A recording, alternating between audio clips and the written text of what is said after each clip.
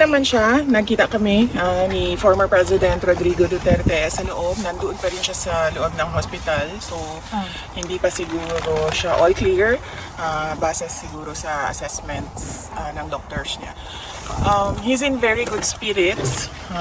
Meron siyang, tinanong ko siya kung kamusta yung pagkain. Sabi niya meron namang rice. And then, tinanong ko siya kung paano yung ulam. Sabi niya, half-half daw. So, hindi ko alam kung ano ibig sabihin ng half-half. Hiniling ko ba? Half-half. Bisaya lang tayo, Bisaya. VP, Yes. regarding the legal, his legal team and his decision na sabi ni Attorney Roque, he has to decide on. Has he made that decision? Very ano lang no, very general lang ang pwede ko i-discuss about the legal team and the legal strategies and kung anong mga ways forward legally. Unang-una, his team is headed by Attorney Nicholas Kaufman. And then meron pa akong mga kakausapin na mga lawyers, no. Meron pang darating na isang abogado. I-interview ko siya para sumali sa team. And then once maayos na yung team for ICC, mag-withdraw si Attorney Medialdea kasi meron lang limited na mga slots for lawyers, and we want all the lawyers on board na merong ICC experience. So, ang ibig sabihin po ay pinili po ng ni Pangulong Duterte na legal aid. Kumbaga the court from the ICC Or own money. for the councils. Kasi parang dalawa raw po yun. Either the court pays for the councils or it's the Own money. president. Own money. Sa matter, on that matter, no, it's best if you ask Nicholas Kaufman kung ano yung direction nila, since siya yung lawyer and si former President Rodrigo Duterte yung client. So I am just here to assist President Duterte sa pag-create ng legal team kasi every time na pumapasok ako doon, pinapauwi na niya talaga ako. Yung pa rin na So, sinasabi. ma'am, ano po sinabi niyo sa kanya dahil pinapauwi na po kayo? Paulit-ulit kasi siya sa sinasabi niya na what are you doing here? Umuwi ka na ng Pilipinas. So, ayun, inaayos ko lang yung legal team. Meron na akong i-interviewin na isa pang lawyer. Si Attorney Harry Roque po, hindi po kasama. So far, hindi siya kasama sa legal team. Si Ma'am, Attorney maybe Harry. bakit So, dalawa pa lang po. Yung potential na kakausapin pa lang, if ever. Meron na kaming listahan, pero yung isa kasi darating siya dito. So, puro foreign po. Foreign po yun. Yes, oo. Ilan po kaya? Kung ilan, you may have to ask Attorney Kaufman. Bakit po hindi kasama si Attorney Roque? Well, because hindi pa kasi na-establish kung ano yung basis ng pag-stay niya dito sa Netherlands. And we don't want complications ba. Gusto namin nakatutok talaga yung lawyers doon sa kaso. And right now, I heard applying for asylum, and he publicly announced that already. No?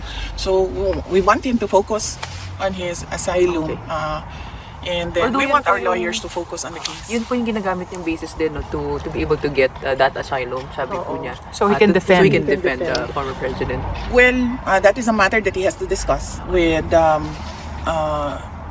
former President Duterte. No? But right now, he's not nominated as a lawyer.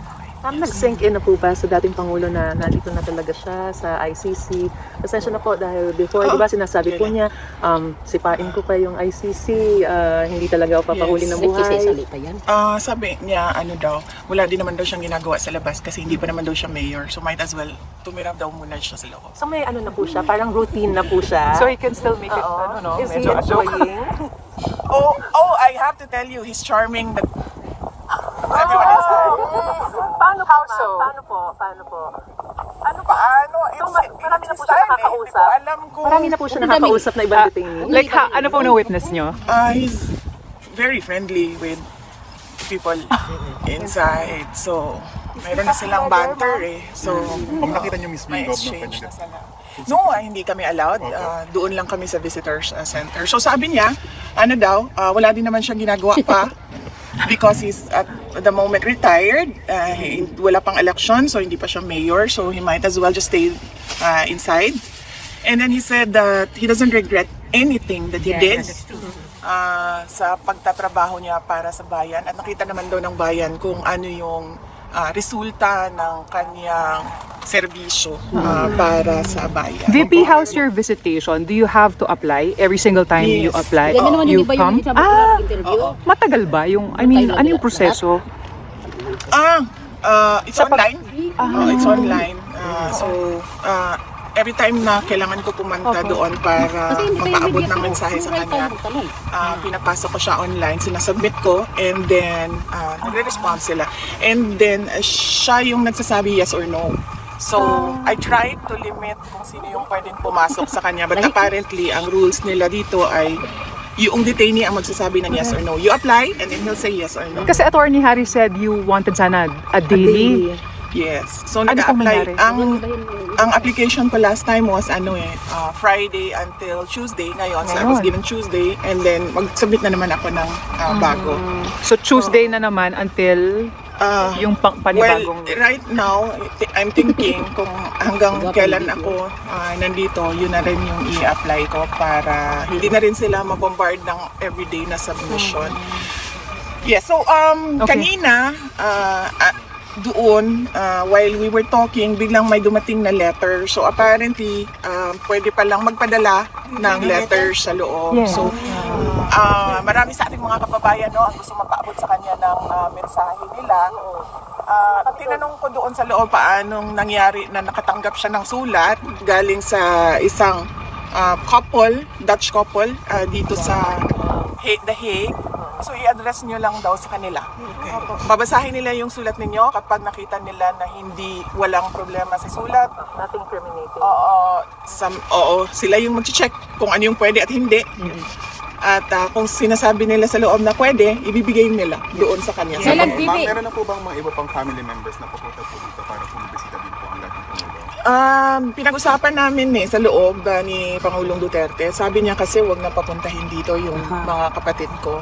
Kasi unmarried si President Duterte. So he's single. So ang next of kin niya is kaming mga anak. At sabi niya na wag na pumunta dito dahil wala naman daw silang gagawin dito unless gusto daw nilang sumama doon sa So, VP, So susundin niyo po yun? sumama. pwede magtanong. Ay, pwede mo tanong, VP. Yes, ma'am. Opo. Ano sa ka makaano, dili sa ka or muli na kang Pilipinas? Ako lang sang isahon ang mga abogado, i-meeting na ako sila. Magsabot mi kung unsay buhaton. Pagkahuman, kinahanglan ako muuli sa Okay, salamat. Pilipinas. Ma'am, madami po nagtatanong ng mga Pilipino kung pwede daw po makapagpadala ng pagkain sa loob. Yan ang hindi ko natanong sa loob. Hindi man pwede Baka siguro. pwede nilang tanungin, pero top of mind answer ko, ma'am, baka hindi yan sila pumayag kasi it's a security risk. They will answer for whatever will happen to the former president inside the detention. Tuloy po yung pagiging mayor ni Oh yes, yes. He's looking forward actually na Pinagtira niyo rin mag-mayor. Kaya nga sabi niya kanina sabi niya, hindi pa naman ako mayor, so dito lang muna ako. So di po yun maapektuhan yung kanyang candidacy of him being here? Oh, he's only an accused, and an accused is presumed innocent until proven guilty. So masyado pa tayong malayo doon sa he's a convict. So the target is to bring him home before the elections? The target is to bring him home today, pero as we all know, it takes a lot of paperwork. Pero nga, kadalang VP, ma-after ba siya, September sa iyang last year? Wala. Dili pa ko makatubag anak karon. Dili mo ganahan nga din sa siya sa inyo, ha? Hindi mo ko taga-Sweden ko. At taga-Sweden ka, so pabalhinon sa nato. Pwede mo sa Sweden, Marcos ka. Pwede. So, legal man ila pag-alis diri. Kita ko sa live. Yes, ma'am. Doon malaki ko Bisaya na. That is true. Pag nakasama VP. Until they put him in the plane. Oo. It's illegal, ma'am. Tinuod na siya, ma'am. Kidnap siya, ma'am. Why we cannot do the ICC that it's illegal in the Article 59 of accused ICC room statue. Opo, tinuon So, na siya, mano man ma'am. na, dili man na nila ikuhan. We will bring that up in the proper time. Natay video man i-confile na mo. Oy, salamat. Kahit kinahanglan po na, mamo, kinahanglan na sa mga abogado. Ma'am, linawin ko lang po yung tungkol dun sa yung pagpunta-punta po niya sa clinic. Yung minomonitor po on a daily basis po ba, regularly, yung kanyang health? Kailangan po ba niyang lumipat sa clinic to be able to do that? Or pupuntahan po siya sa sarili niyang cell? Nandoon siya sa hospital part ng detention facility. So, lahat sila doon, detainee patient. So meron po Patient hospital? detainee. So nandun pa po muna siya, hindi yung talagang nakaseparate siya. Nakarating po sa kanya yung medicine sa pinadala. Binigyan ng copy ng records ang mga doctors doon sa loob.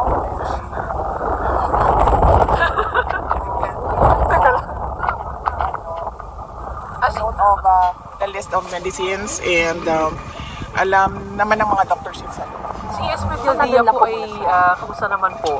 Hindi ko pa alam eh. Kailangan ko siya puntahan ngayon sa hospital. Okay. So pagkatapos natin dito ngayon, sige. pupuntahan ko siya. Sorry, one last. Gusto ko lang po malinawan. Yung very friendly siya sa loob. Yung mga guards, wardens, or yung mga kapwa detainee po ba yung nat-charm niya? Hindi ata sila nakikita ng mga kapwa detainee niya okay. kasi may kanya-kanya silang kwarto. So isang detainee lang per room. Yun ang pagkakaalam ko ha. Hindi ko lang alam if they see each other somewhere sa hallway or sa ewan ko saan sila kumakain, yun ang hindi ko alam. So the place where he is specifically is still like a cell pero nasa hospital part? Or is it a clinic? Or can you just describe it, ma'am? Hindi ko nakita ang kanyang Pero yung sinabi po niya quarters. sa inyo na parang clinic part po ba yun? Hospital part? Or yung pinakikita po sa ICC website na cell ng bawat detainee? Ang sinabi niya sa akin, ang sinabi niya sa akin, para akong nasa hotel except that hindi Except that. hindi ako nakalabas. Ma'am, huwag lang natin sabayan para marinig po. Nag-sink-in na po sa kanya yung nangyari. Na, kasi pag uwi niya po from Hong Kong, parang bilis po ng lahat ng mga bagay-bagay eh. Alam naman niya, oo, sinabi naman niya na haharapin ko ito. And I do not regret. I do not regret anything that I did sa aking paglilingkod sa bayan. Just to clarify po, Ano daw pinaka-namimiss niya? Hindi ko, sinabi naman niya kay ES din, ano? sa girlfriend ata eh. Grabe ko.